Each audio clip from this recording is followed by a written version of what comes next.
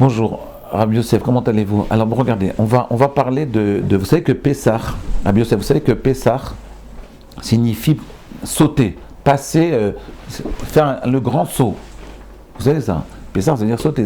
En réalité, le mot Pessah, étymologiquement, il vient du fait qu'à Kadosh Baruch Hu, pour la 10e plaie des premiers-nés, en fait, les enfants, les Égyptiens, ils ont mis leurs premiers-nés, ils les ont mis dans des maisons juives, d'accord, pour perturber pour faire en sorte qu'ils meurent pas. Et finalement, ce qui s'est passé, c'est qu'Akadosh Baruch Hu, il sautait de maison en maison. Lui, il voyait, voyez, c'est-à-dire ils ont mis une marque de sang sur les poteaux, linteaux, comment on dit, linteaux on dit, sur les linteaux, et donc il sautait de maison en maison. Mais en réalité, Pessah, c'est aussi sauter. Ça veut dire sauter, écoutez bien. C'est-à-dire qu'en réalité, le Shulchan Aruch dit, mais c'est bon, c'est connu, c'est une marque très connue, que le jour de Pessah, c'est le seul jour de l'année, la seule soirée de l'année, le soir du Seder, où on peut sauter à un niveau qui dépasse largement notre niveau officiel, c'est-à-dire notre niveau. Comprenez un peu ce que ça veut dire? C'est-à-dire on peut sauter. Moi je me rappelle toujours, à Volpe, il disait, la grande erreur à faire, c'est de dépasser le niveau que vous avez. Il faut avancer très doucement. On ne peut pas sauter d'étape. On ne peut pas sauter d'étape. On ne peut pas faire passer à une étape qui est largement supérieure à votre niveau naturel.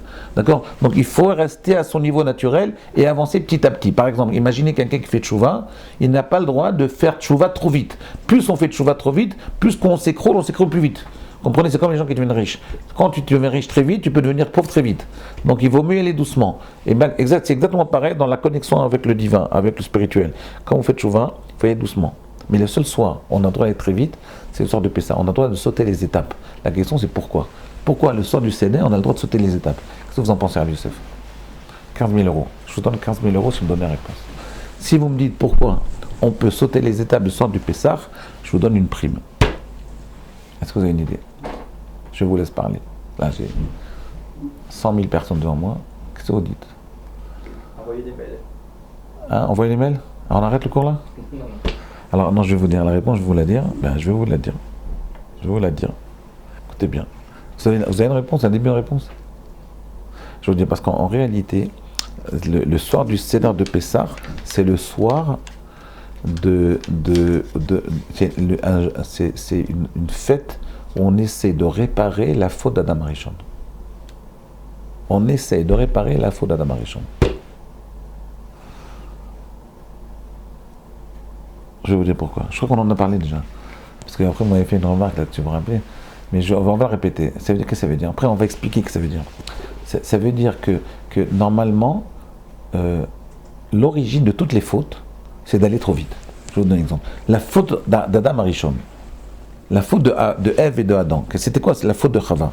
C'est qu'en réalité, non, comme ça le Zohar dit, bon, il y a plusieurs compréhensions de la faute, vous voyez, il y a plusieurs facettes de la faute.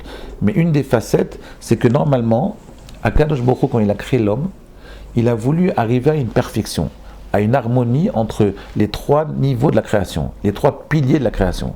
Les trois piliers sont l'homme, le temps et l'espace.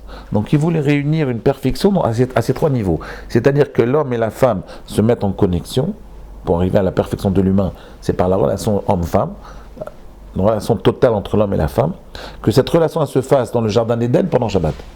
Donc dans le jardin d'Éden pendant Shabbat, la relation entre l'homme et la femme.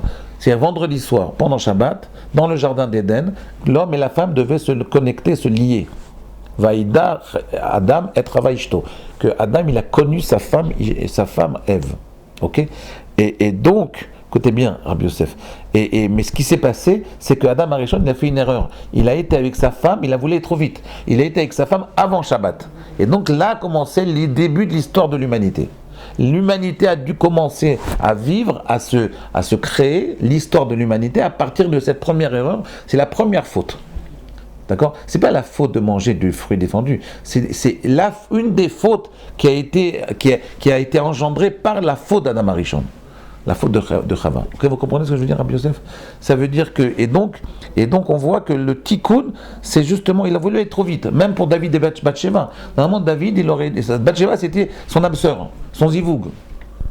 C'était son âme sœur, mais elle était mariée avec Uri, et donc il a envoyé Uri à l'armée, il l'a envoyé en tant à l'armée, il savait qu'il allait mourir, mais il a été avec lui un peu trop tôt. C'était ça l'erreur. Il a bien fait d'aller avec lui, parce que de toute façon, du fait qu'il est mort, donc le get, ce contrat de divorce, il est chal, ça veut dire, il sait, comment dire chal?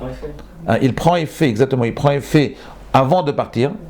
D'accord? Avant de partir, le get, le contrat de divorce, il a pris effet. Donc en réalité, quand il a été avec Bathsheba, il n'a fait aucune faute. Mais quand même, il a été trop tôt. Il aurait dû attendre l'annonce de la mort de Uri pour aller avec Bathsheba. Voilà. Donc on voit que toutes les fautes, elles proviennent de cette entité-là, d'aller trop vite. Ils vont trop vite.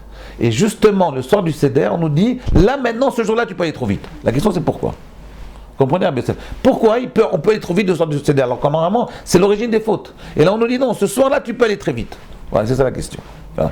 Essayez de réfléchir à ça.